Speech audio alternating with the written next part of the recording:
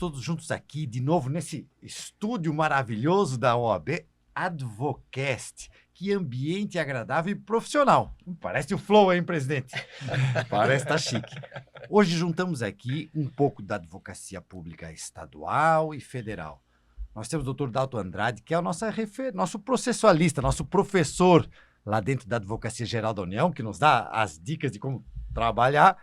Nós temos o Dr. Francisco, Dr. Kiko Guardini, que é o nosso procurador de Estado mais atuante no contato com a Advocacia Pública Federal. É o nosso, digamos, homem de contato para discutir as prerrogativas e quando se ofende a prerrogativa de um, ofende todos. Então, Estado e União sempre em contato. E trouxemos aqui o nosso presidente da Associação Nacional dos Advogados da União, Dr. Nilmar Nogueira, um homem que luta pelas prerrogativas desde muito tempo. Vai contar algumas histórias para a gente. Prerrogativas dos advogados públicos. Nesse momento está acontecendo o Congresso Catarinense da Advocacia Pública. Todos os advogados públicos, federais, estaduais, municipais e até dos conselhos também que estão discutindo em conjunto essa necessidade de garantia das prerrogativas. Presidente Nilmar Nogueira, as prerrogativas dos advogados públicos são plenamente respeitadas? Precisa lutar por isso ou está tudo garantido, tudo tranquilo? Não, nunca estará garantida a implantação, o exercício em pleno das prerrogativas. É uma luta constante do dia a dia. E eu levantei aqui na minha fala a necessidade de que não só as entidades representativas das carreiras lutem pela implantação plena das prerrogativas, mas é uma obrigação, é uma luta diária de cada um de nós. Cada um de nós. Falamos aqui, me chamaram a atenção que na primeira carta do Congresso 2024, isso? Foi falado sobre a luta, sobretudo de procuradores municipais, acerca da folha de ponto, e eu chamei a atenção do histórico da nossa luta da Advocacia da União sobre a folha de ponto, e como foi difícil, como tudo é difícil, como tudo no dia a dia sobre parecer, falei de casos específicos, de necessidade de preservação da independência técnica do advogado, sobre pressão de ministros de Estado, que isso ocorre também sobre interesses, muitas vezes o ministro não entende o papel do advogado. O advogado não é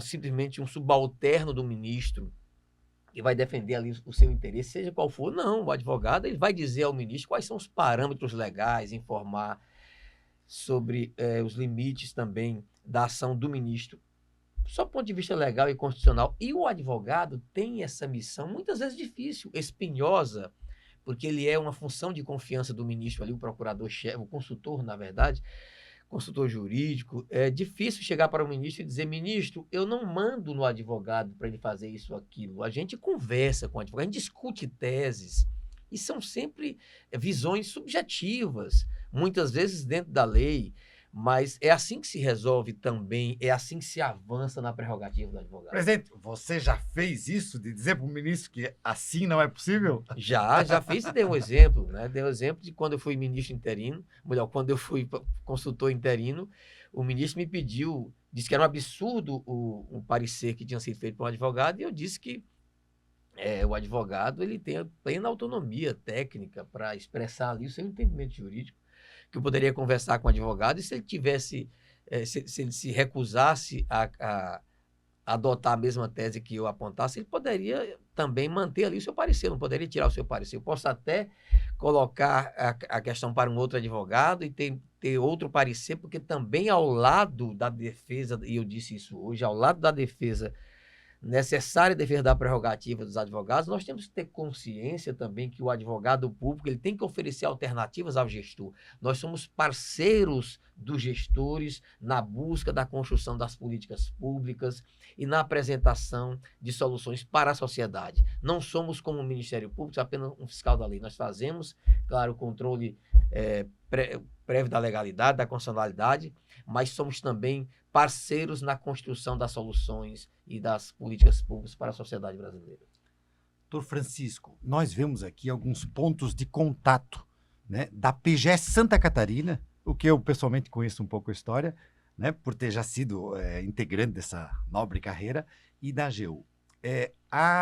o quanto cresceu a relevância da PGE depois que os procuradores do Estado começaram a estar dentro das secretarias, fazendo o consultivo. Então, esse contato do procurador do Estado com o gestor, com o secretário de Estado, isso dá um engrandecimento enorme, né, para a PGE. Lhe conto que no âmbito federal, nós estamos discutindo agora até a conformação da nossa instituição, e uma coisa relevante em termos de prerrogativas, de estabilidade institucional, de advocacia de Estado, de administração pública profissional, é de que os corpos diretivos, as funções de liderança das equipes de procuradores sejam exercidas por pessoas de carreira, concursadas.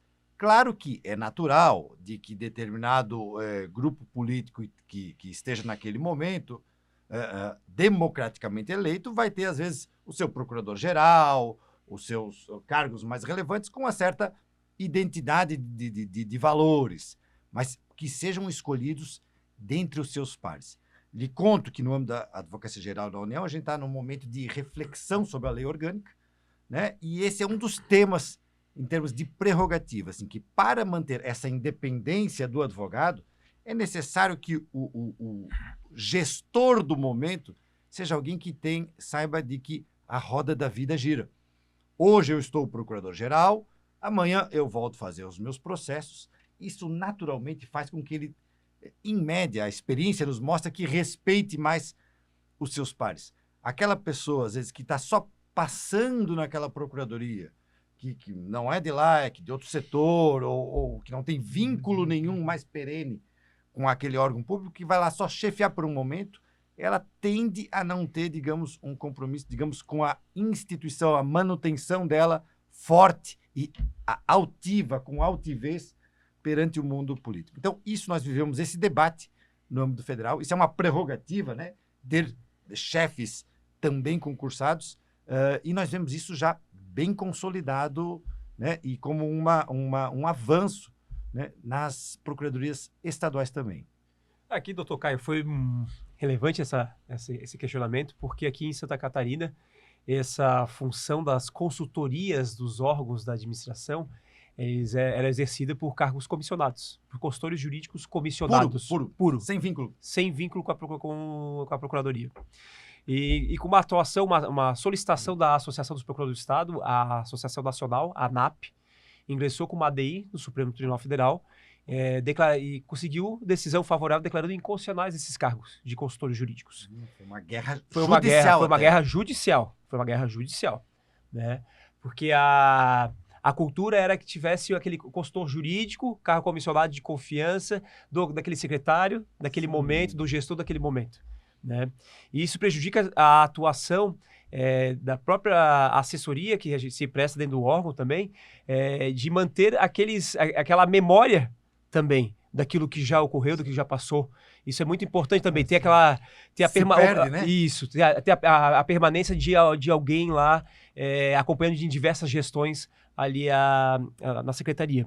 E através dessa decisão, nós criamos uma situação em Santa Catarina, porque nós precisávamos de mais cargos também. Porque o quadro... o espaço a ocupar, né? Era isso. Porque assim, não existe vácuo de competência. Sim. Se alguém não exercer sua competência, suas prerrogativas, alguém vai lá e vai assumir isso aí, né?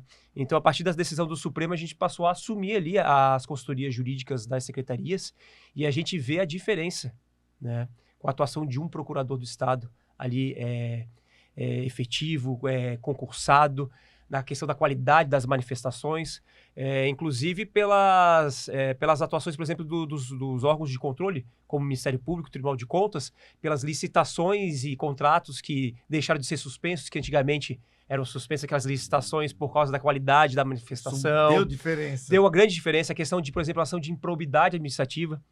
Na realidade, o gestor tem que ter ciência que um procurador do Estado lá resguarda, inclusive, a pessoa do gestor, de que ele possa tranquilamente exercer ali as suas funções, implementar as políticas públicas com segurança, inclusive segurança pessoal, segurança jurídica pessoal. Por quê? Sim. Porque ele pode responder judicialmente e pessoalmente, né? Então, aqueles 4 anos que fica como gestor pode, na realidade, gerar um problema para o resto da vida, né? É verdade. Em razão dessa falta de segurança jurídica decorrente dos cargos comissionados de consultoria, né?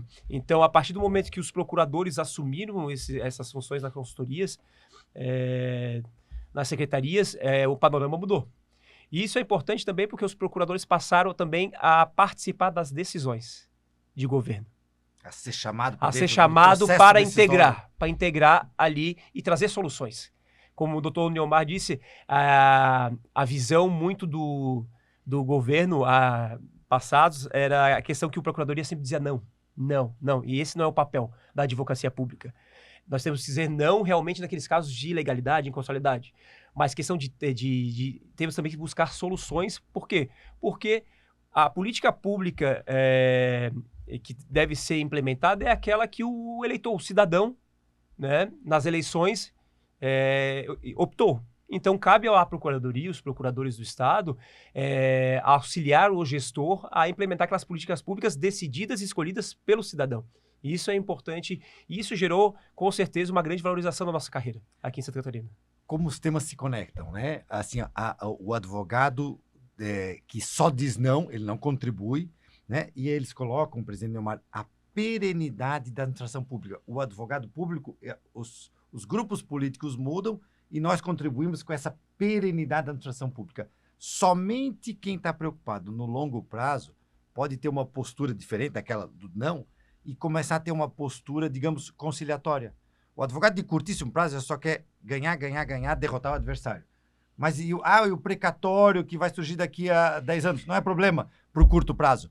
Mas nós estamos tentando mudar essa lógica da perenidade, faz com que o olhar do advogado ele seja também para prover conciliação, ser menos litigante e mais resolvedor do problema.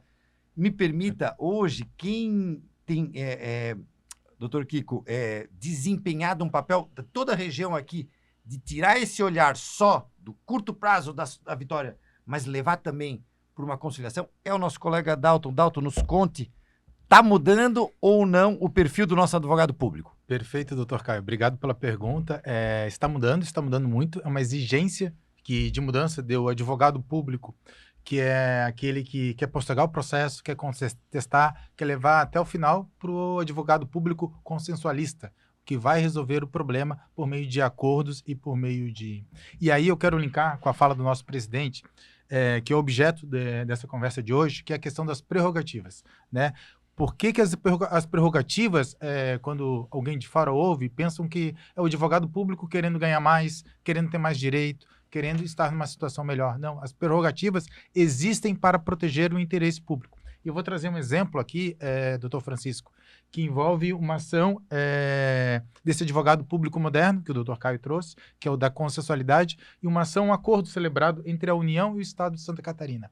Então, as duas partes estão presentes. Então, a AGU, nessa postura nova, moderna e de fortalecimento da consensualidade, celebrou um acordo com o governo do Estado de Santa Catarina para pagamento de mais de 9 milhões de reais e nas ações de medicamento, em que o Estado de Santa Catarina cumpre a política pública, cumpre a ordem judicial, fornece o medicamento, mas muitos desses medicamentos são de competências federais. Mas por o Estado de Santa Catarina ter a decisão judicial obrigou a eles. Obrigou eles a todos, mas eles cumprem capilaridade, por a capilaridade de fornecimento. Perfeito, e acabaram fornecendo esse medicamento.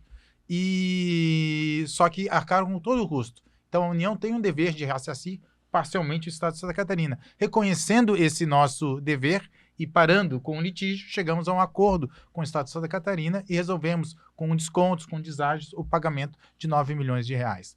Esse pagamento foi ao Ministério da Saúde, depois de algumas análises. Eu, recém-chegado como coordenador de negociação na equipe, sou chamado para uma reunião com o consultor do Ministério da Saúde, com o secretário do Ministério da Saúde, com 2 procuradoras nacionais da PGU, fazendo uma crítica de que a nossa colega, que celebrou o acordo de 9 milhões, gerou um enorme prejuízo para a União, com ameaças de todo tipo à colega.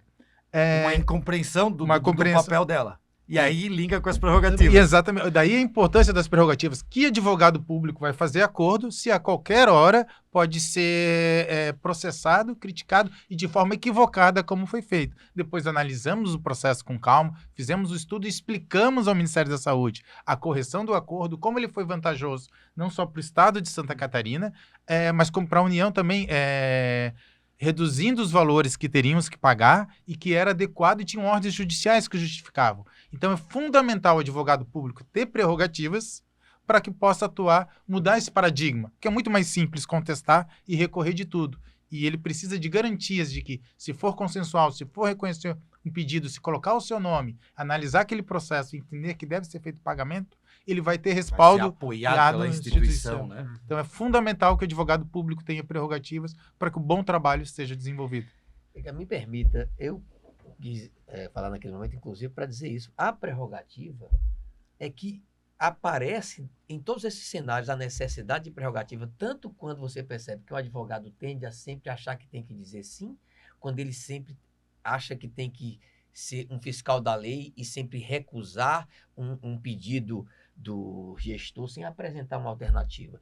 E digo mais, também a prerrogativa auxilia, como colocou o nosso querido Dalton aqui, também no atendimento do interesse do cidadão. Porque, por exemplo, o programa de redução do litígio na PGU, ele chegou, não é uma coisa tão antiga, chegou em 2012.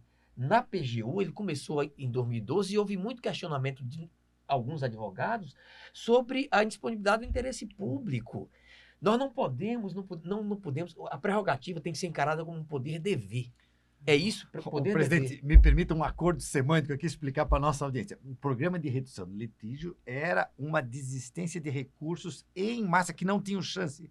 Coisa que nós conseguimos milhares de reduzir o litígio, de encerrar os recursos. É isso. Reconhecimento do direito ou desistência ou abstenção de recurso. Às vezes, não insistir. No início do processo, na contestação, já reconhecíamos o direito ou fazíamos acordo. Então, isso foi de uma relevância imensa, porque mudou uma cultura. E traz também, e discutimos na época, o advogado, mas ele pode fazer isso, o advogado da União, ele pode fazer? E dissemos, não é poder, é dever fazer. É você analisar. E aí, só pode fazer isso com o quê? Com prerrogativa.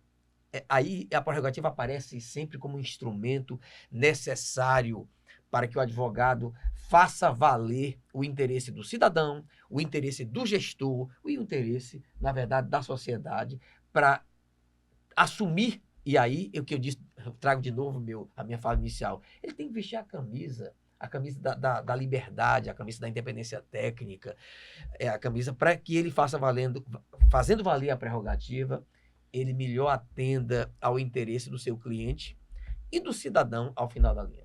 Não, perfeito. Assim, ó, não há dúvida de que, e o que esse congresso aqui, estamos juntando todos, está discutindo é respeitar a independência do advogado público atende o interesse tanto do cidadão, que é o beneficiário dessa não litigiosidade, como, e aqui botando aquela perenidade das políticas públicas, né? A estabilidade institucional do Estado. Os ventos da política são fluidos, né? E nós, essa administração pública profissional, há de dar essa perenidade. Gente, nós já estamos chegando a 20 minutos. Vamos ter aqui um fecho aqui para a nossa audiência de cada um. Doutor Francisco, a palavra é sua. Agradecer a oportunidade, também esse espaço que foi nos concedido pela OAB Santa Catarina, na pessoa do presidente Juliano Mandelli. Agradecer a presença do doutor Neomar, que gentilmente compareceu aqui e aceitou o nosso convite de participar do nosso segundo Congresso Catarinense de Advocacia Pública. Tenho certeza que estará no terceiro, no quarto e nos próximos congressos. Gostou da nossa terra. E sempre trazendo boas notícias, porque essa é a intenção desse congresso. Integração das carreiras, juntar forças e buscar a defesa das nossas prerrogativas. Professor Dalton. Eu também queria aproveitar e agradecer a todos aqui, doutor Francisco, que é um colega sempre próximo da Advocacia Pública Federal, doutor Caio, que me recebeu aqui quando eu assumi a carreira, há 20 anos atrás, mas agradecer especial ao colega Neomar, nosso que veio de Brasília para cá, dizer que uma alegria tê-lo aqui, e não só ele, mas todos os ex-presidentes da ANAUNI, sempre que convidamos para vir a Florianópolis, vêm, participam e estão ao nosso lado na defesa intransigente. Dizer que, Nilmar, que estamos vivendo uma crise na AGU agora, com alteração de lei complementar, com sérios danos à carreira de advogado da União. Sei que a batalha não é fácil, mas te agradecer por todo esse trabalho e dizer que estamos juntos nessa luta. Presidente, Nilmar. Muito feliz, agradeço muito a OAB de Santa Catarina, aos colegas da Procuradoria do Estado, da nossa AGU, para tratar de um tema tão caro a todos nós, as prerrogativas, e encontrar falas tão harmônicas com o que pensamos, e num ambiente desse tão agradável. E parabéns por esse estúdio maravilhoso também aqui, podemos ter essa conversa tão profícua e interessante.